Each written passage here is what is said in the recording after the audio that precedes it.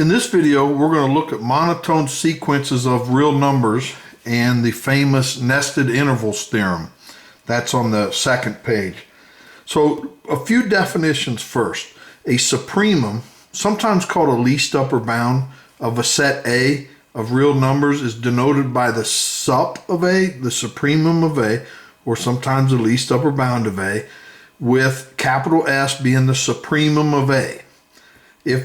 And it must satisfy S is an upper bound of A, and if little s is also an upper bound of A, then capital S has to be less than or equal to S. So this is the least upper bound, sometimes just called the supremum of A. It's the smallest upper bound possible. So no other number smaller than S. So if we even go epsilon smaller, it's not an upper bound anymore. It means there's points in A that are above that. Otherwise, that would be the new supremum. Okay. Now, infimum is sort of the opposite. It's the greatest lower bound. So an infimum of a set A of real numbers denoted by the inf of A, sometimes the greatest lower bound of A, with capital I, the infimum, it satisfies these two properties. I is a lower bound of A, and if little I is also a lower bound of A, then capital I is always greater than or equal to little I, because that's the greatest lower bound. It's the infimum of A. Now let A be a sequence of real numbers, and the sequence is strictly monotone increasing or decreasing if. Now I put the brackets and the parentheses to, just to save real estate on my page. And the square brackets mean strictly monotone increasing, right? Each term gets strictly bigger than the previous. Now this one, it's square brackets, so it's strictly monotone decreasing because it has the parentheses. Each term strictly gets smaller. This one is a monotone increasing sequence, and this is a monotone decreasing sequence.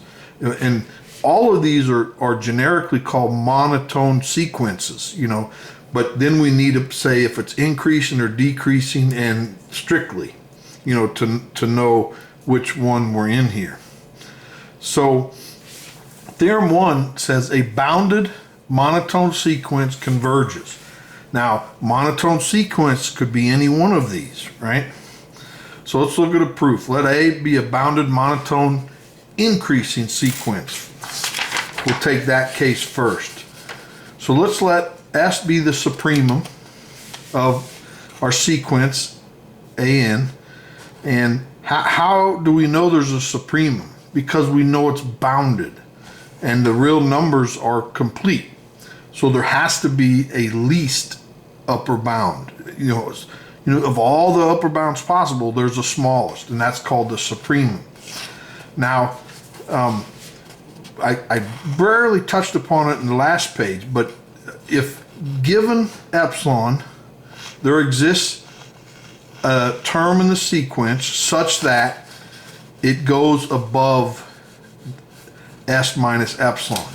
And the reason is, if a term never went above this, well, this would be the new supremum, right? Because it would be the least upper bound. But that's not how a supremum is defined. So it has to go above, a little bit less than the supremum. Otherwise, we'd have a new supremum.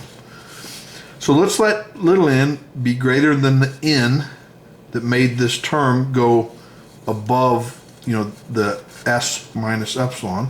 Then every term is greater than S minus epsilon because it's a monotone increasing sequence, and it has to be strictly less than these, because if it ever equaled it, then that would be the new supremum. That kind of contradicts what the S is, so it has to be between here.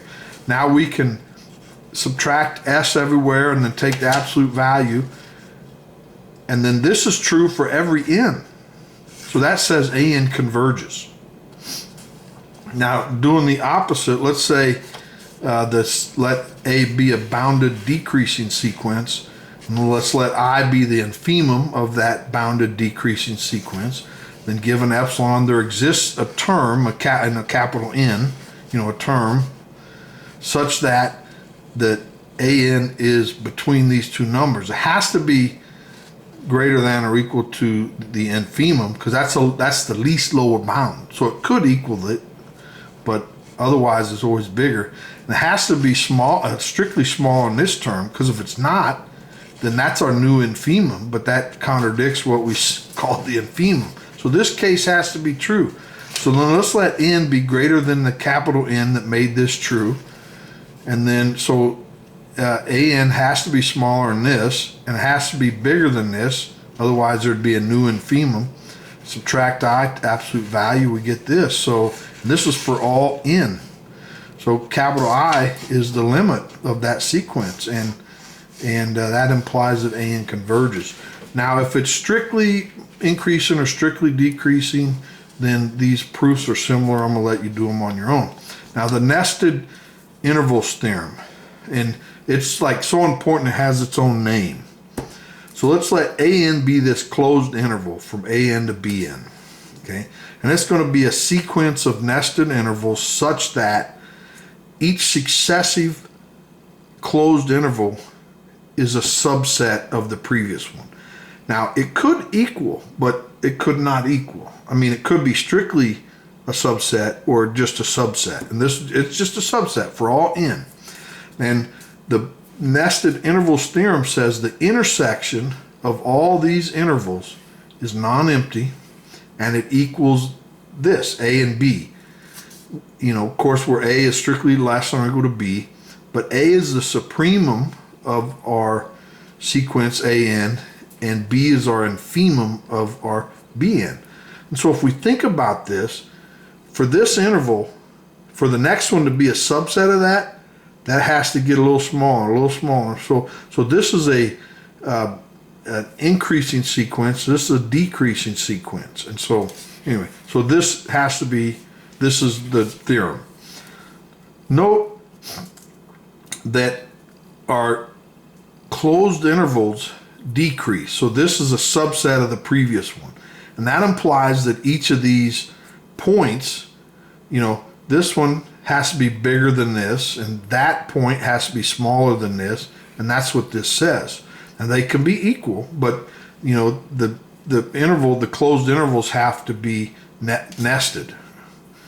Now, AN is a monotone increasing, bounded above by increasing sequence, and bounded above by B1.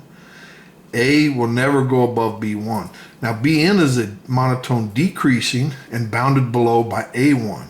So by theorem 1, AN converges to B, and BN converges to B. So this is the supremum, and that's the infimum of that sequence. So note that if we create a new sequence, BN minus AN, and both of those are convergent, so this is equal to B minus A. So this is the first video we did in the series, adding, multiplying, dividing convergent sequences. So this converges to B minus A. And we know that B minus A is non-negative, right? That's the way we defined it. So by theorem I, or theorem 1, in a video I called Sandwiching Sequences of Real Numbers, we know that since it converges and each term is non-negative, that this limit has to be non-negative. And again, we proved it in this video. But if it's non-negative, that means A is less than or equal to B. Now, since this is true, okay, so, and I'm gonna, and this is for all N, and if we just focus on, say, this piece here, so BN, B is defined as the infimum of BN. So every term has to be equal or bigger, because that's the way the infimum is. If one of these terms went less than that, then we'd have a new infimum, and that wouldn't have been defined correctly. And the same way here. A is the supremum of AN. So So every term has to be less than or equal to that because it's the least upper bound, and that's the greatest lower bound. This is for all n. So that implies that the interval a to b is a subset of a and b, and this for all n. So thus this interval is a subset of this intersection. Has to be. Now in the theorem it says that those are equal, but all we proved is that this is a subset of that. And so the trick now is to show that this is actually a subset of that. So let's assume, so conversely, let's let x be in these intervals, and that's for all n. So that's saying that x is in this intersection, right? That's what this says. Then x is between an and bn. Okay, it has to be. And this is for all n. And then x has to be between a and b. Okay, so now we can think of that as, you know, if we just look at one of them, and it has to, so x is x is a lower bound for every number in this sequence. That's for all n. It's a lower bound, right? But the way an infimum is that says that this has to be greater than every other lower bound, right? So if this is a lower bound, it has to be less than or equal to the infimum, which is the greatest lower bound. And then the same argument works for a, where a is the supremum, and this is an upper bound, so it has to be greater or equal to that. So that says x is in this interval a to b, right? So that just proved that this intersection is a subset of a, b. But and if this is a subset of that and that's a subset of this, therefore they have to equal. Now, a corollary, and what is this? If in addition to the theorem, so state the previous theorem, the nested intervals theorem, we have that the bn minus an converges to 0, then there's exactly one point, call it p, is common to all the intervals. It converges to one point. So this interval, the intersection of all these closed nested intervals, goes to a point. And basically, we know by the nested intervals theorem that bn minus an converges to b minus a. We just proved that. Well, that's the infimum, that's the supremum of the sequences of a, this is the infimum of the sequences of b, n.